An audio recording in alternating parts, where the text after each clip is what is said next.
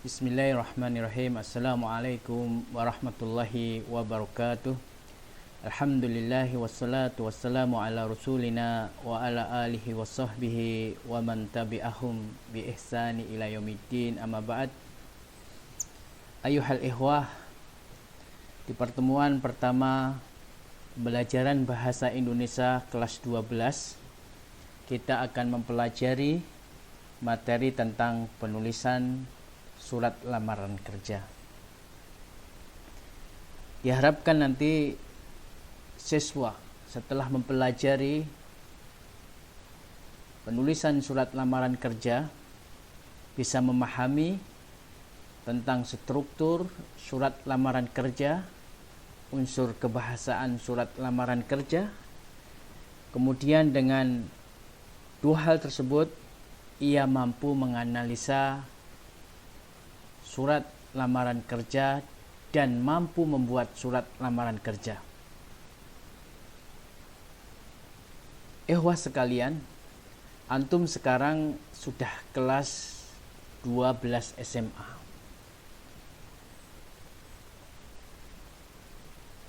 Setelah lulus dari SMA ini, apakah kalian sudah memiliki rencana mau melanjutkan kemana? Apakah Anda ingin menikah, kuliah, atau kerja? Semua itu adalah pilihan yang antum harus pilih ketika setelah lulus dari SMA ini. Ada yang memilih kuliah, ada yang memilih kerja, ada yang memilih nikah, atau bahkan ia memilih sesuatu yang bukan pilihan, yaitu menjadi pengangguran. Kalau Anda memilih jalan setelah lulus ini adalah untuk bekerja, Anda ingin bekerja apa? Apakah ingin menjadi pengusaha yang melakukan pekerjaan sendiri atau menjadi karyawan? Itu pilihan juga. Ketika antum memilih menjadi karyawan, berarti harus bekerja kepada orang lain. Salah satu cara untuk mendapatkan pekerjaan, bekerja dengan orang lain adalah dengan melamar pekerjaan. Untuk dapat melamar pekerjaan, bekal awal yang harus disiapkan bagi orang yang ingin mencari pekerjaan adalah membuat surat lamaran pekerjaan. Pada pembelajaran pertama kali ini kita ingin mempelajari bagaimana cara membuat surat lamaran pekerjaan. Karena kunci pertama seseorang supaya diterima di tempat ia melamar pekerjaan adalah surat lamaran pekerjaannya. Maka perlu menjadi perhatian kita nanti suatu ketika ingin melamar sebuah pekerjaan, syarat pertama supaya kita lolos secara administrasi, bagaimana kita membuat sebuah surat lamaran pekerjaan yang mampu mewakili diri kita bahwasanya kita layak untuk diterima di perusahaan yang kita lamar. Ayuhal ikhwah, pertama apa yang perlu kita ketahui, apa sih surat lamaran pekerjaan tersebut? Surat lamaran pekerjaan adalah surat permohonan yang ditulis oleh seseorang pencari kerja. Ingat, ini ditulis oleh seseorang pencari kerja. Dan sifatnya surat ini adalah surat pribadi, karena yang membuat adalah pribadi. Dan ditujukan kepada instansi atau lembaga pemberi kerja. Kalau dilihat dari tujuannya di sini, maka suratnya harus ditulis secara resmi. Sehingga surat lamaran pekerjaan merupakan surat pribadi yang resmi. Ya. Bahasa yang harus digunakan harus menggunakan bahasa formal atau resmi yang memperhatikan kaidah-kaidah kebahasaan serta kebakuan dalam penulisan. Lalu hal apa yang perlu diperhatikan ketika kita menulis lamaran pekerjaan? Aspek penting yang perlu diperhatikan ketika kita menulis surat lamaran pekerjaan. Dua hal. Pertama adalah tesis, kedua adalah argumentasi. Tesis itu pernyataan umum yang berisi tentang informasi awal yang dikemukakan oleh pelamar yang berhubungan dengan pekerjaan yang akan dilamar. Ini berisi tentang informasi lamaran, lowongan pekerjaan, dan posisi yang diinginkan. Ini terdapat di bagian pendahuluan isi surat kita. Yang kedua adalah argumentasi. Argumentasi digunakan untuk menguatkan tesis atau pernyataan umum di awal. Di dalam argumentasi ini berisi tentang pendidikan, pengalaman kerja, atau sesuatu yang berkaitan dengan kelebihan pelamar sendiri. Dan ini perlu ditampilkan dalam surat lamaran kerja kita. Sehingga tempat yang kita masuki surat lamaran kerja memahami dengan surat tersebut bahwasanya kita layak untuk diterima sesuai dengan kebutuhan mereka. Kita tunjukkan identitas kita tunjukkan kemampuan-kemampuan yang kita miliki, sehingga dengan surat lamaran pekerjaan tersebut mewakili diri kita bahwasanya kita layak dijadikan pegawai terhadap perusahaan yang kita lamar tersebut. Ya, itu dua hal yang aspek yang perlu diperhatikan, yaitu tesis dan argumentasi. Lalu ketika kita membuat surat lamaran kerja, kita perlu memperhatikan sistematika surat lamaran pekerjaan tersebut. Ada 10 ya. Pertama, tempat dan tanggal surat. Kedua, hal atau perihal surat. Ketiga, lampiran. Keempat, nama dan alamat surat. Kelima, salam pembuka. Keenam, paragraf pembuka surat. Ketujuh, paragraf isi surat. Kedelapan, paragraf penutup surat. Kesembilan, salam penutup. Kesepuluh, tanda tangan dan nama jelas. 10 hal ini harus ada dalam surat lamaran kerja kita. Harus tersusun secara sistematik, ya. Karena surat yang kita buat adalah surat resmi, kita harus mengikuti kaidah kebakuan dalam menulis surat, termasuk dalam sistematika penulisannya. Kita akan bahas satu persatu. Yang pertama, tempat dan tanggal surat. Ya. Di bagian ini kita menjelaskan tempat atau kota surat ini ditulis atau domisili sang pelamar. Kemudian diikuti informasi tanggal penulisan surat lamaran tersebut. Ya. Ini yang pertama, tempat dan tanggal surat.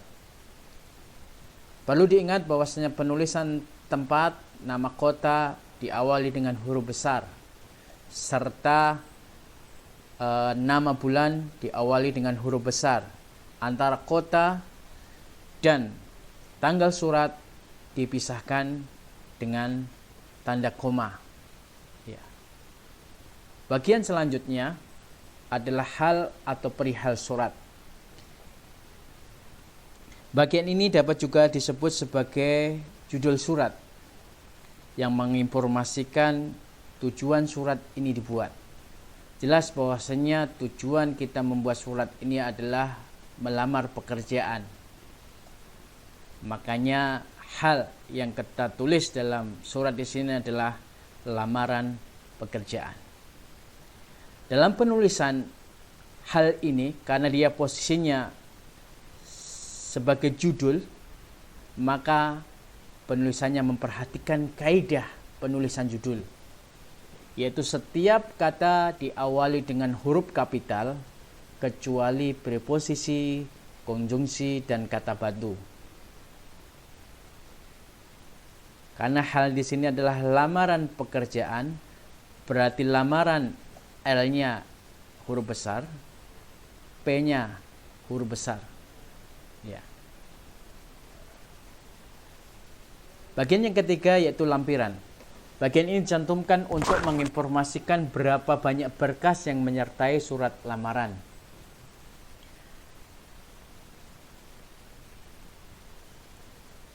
Seperti kurikulum vitae, fotokopi ijazah, transkrip nilai, KTP, dan keterangan-keterangan lain yang mendukung argumentasi kita supaya diterima. Misalkan sertifikat keahlian, sertifikat kursus, dan lain sebagainya. Perlu kita lampirkan sebagai pendukung argumentasi kita supaya diterima surat lamaran kita. Yang keempat adalah nama dan alamat surat. Bagian ini berisi nama penerima atau posisi penerima, atau nama instansi atau perusahaan berserta alamat lengkap instansi atau perusahaan yang kita lamar. Ya.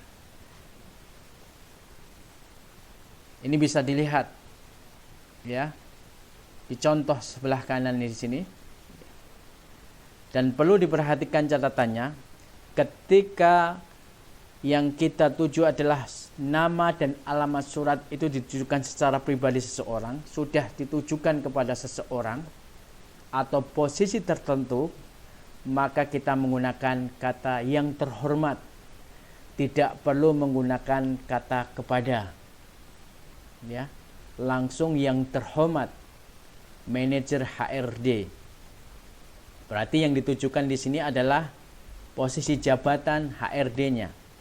Atau misalkan langsung nama, yang terhormat Bapak, misalkan siapa, Tri Haryanto, ya, Direktur PT Maju Jaya, maka tidak perlu menggunakan kata kepada. Tapi kalau surat ini ditujukan kepada perusahaan tanpa kita ketahui nama atau posisi yang akan menerima surat lamaran surat tersebut, maka kita tulis dengan kata kepada. Ya. Ini contohnya. Yang pertama, kita tujukan kepada bagian manajer HRD, maka langsung yang terhormat YTH titik manajer HRD. Contoh yang kedua, di sini ditujukan kepada perusahaannya karena kita tidak tahu yang akan menerima bagian mana dan tidak tahu namanya, maka di sini menggunakan kepada PT Ruang Raya Indonesia, ya, diikuti dengan alamat lengkap. Ya. Ini bagian yang keempat. Bagian yang kelima adalah salam pembuka. Bagian ini gunakan untuk menyapa penerima surat dengan sapaan resmi. Contohnya dengan hormat. Kalau kita sebagai seorang muslim menggunakan sapaan Assalamualaikum warahmatullahi wabarakatuh. Ya. Salam sapaan. Itu bagian yang kelima. Bagian yang keenam yaitu paragraf pembuka surat. Bagian ini berisi informasi tentang diri pelamar dan dari mana sang pelamar mendapatkan informasi lowongan pekerjaan tersebut. Ya. Ini yang perlu diperhatikan di paragraf pembuka surat. Ya, dua hal. informasi tentang diri pelamar, dari mana dia mendapatkan informasi tersebut, dan posisi apa yang dia inginkan dalam melamar. Nah, di sini saya contohkan, nanti bisa dibaca sendiri bagaimana membuat paragraf pembuka surat ketika dia mendapatkan informasi lowongan dari iklan, dari pengumuman resmi instansi yang membutuhkan pekerjaan, dari informasi seseorang, atau permohonan instansi pada sekolah. Biasanya di sekolah itu mengadakan bursa sekolah karena permintaan dari sebuah perusahaan, atau inisiatif sang pelamar sendiri. Dia tidak mengetahui apakah sebuah perusahaan atau lembaga yang ingin dia lamar itu membutuhkan lowongan atau tidak, tapi atas inisiatif sang pelamar sendiri. Ini saya contohkan di sini, nanti bisa dibaca sendiri. Bagian yang ketujuh yaitu paragraf isi surat. Pada bagian ini berisi informasi tentang isi pelamar, di antaranya pendidikannya, pengalaman kerja, atau sesuatu yang berkaitan dengan kelebihan pelamar itu sendiri dan sesuai dengan lowongan yang disebutkan. Ya. Jadi perlu kita tunjukkan, kita tampilkan dalam surat lamaran kita identitas diri serta hal-hal keterangan lain ya yang mendukung supaya kita diterima, seperti pengalaman kerja, pendidikan, ya, keahlian dan lain sebagainya. Tapi ingat, semuanya tersebut harus dibuktikan secara tertulis. Misalkan pendidikan dibuktikan dengan ijazah, identitas dibuktikan dengan KTP, pengalaman kerja dibuktikan dengan surat keterangan pengalaman kerja, keahlian dibuktikan dengan surat keahlian, kursus dibuktikan dengan surat kursus, dan lain sebagainya. Nah, semuanya dibuktikan dengan surat. Ini di bagian isi surat yang berisi tentang pendidikan, pengalaman kerja, dan lain sebagainya. Bagian yang ke-8 yaitu penutup surat.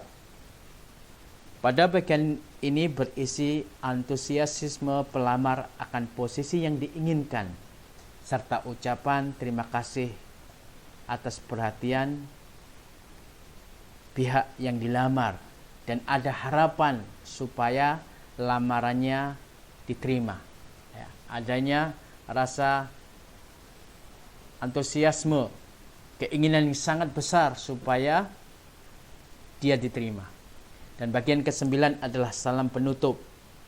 Karena di awal pelamar memberikan salam pembuka, tentulah di akhir dia memberikan salam penutup.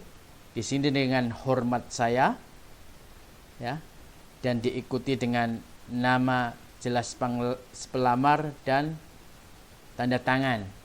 Kalau seorang muslim dikasih salam penutup, wassalamualaikum warahmatullahi wabarakatuh. Ya, demikian pelajaran pertama tentang apa itu surat lamaran pekerjaan, hal apa yang harus ada dalam surat, aspek apa yang ada dalam surat lamaran pekerjaan, serta struktur surat lamaran pekerjaan. Ayuhal ikhwah, setelah antum mempelajari video yang saya sampaikan ini, antum harus mengerjakan post test di sini. Bisa antum scan barcode-nya atau dengan link, alamat linknya yang di bawahnya, yaitu gg.surat_lamaran_kerja_1, atau dengan men-scan barcode, kerjakan soalnya. Post test ini sekaligus sebagai absen kehadiran antum dalam pertemuan pertama Bahasa Indonesia kelas 2. Nah, selain ada post test, ada tugas untuk pertemuan pertama. Ya. Tentukan struktur surat lamaran kerja di LKS halaman 10. Ya. Antum langsung memberikan keterangan. Ya. Misalkan di tulisan Boyolali 10,10 Desember 2019, kasih keterangan ya. Di sebelah kanan atau kirinya ya. Ini adalah struktur bagian pertama, yaitu nama kota dan tanggal, dan seterusnya sampai ke bawah. Langsung dikerjakan di LKS, langsung dicoret pakai ballpoint, kemudian hasil pekerjaan antum difoto dan diupload di link yang ada di bawah ini ya, atau melalui scan barcode di bawah ini. Batas waktu pengumpulan 1 hari sebelum pertemuan kedua, jadi 1 pekan. 1 pekan. Ya. Cara mengumpulkan tugasnya difoto kemudian diupload di link ini. Demikian video pembelajaran pertama pembelajaran pertama Bahasa Indonesia kelas 12 struktur surat lamaran kerja. Wassalamualaikum warahmatullahi wabarakatuh.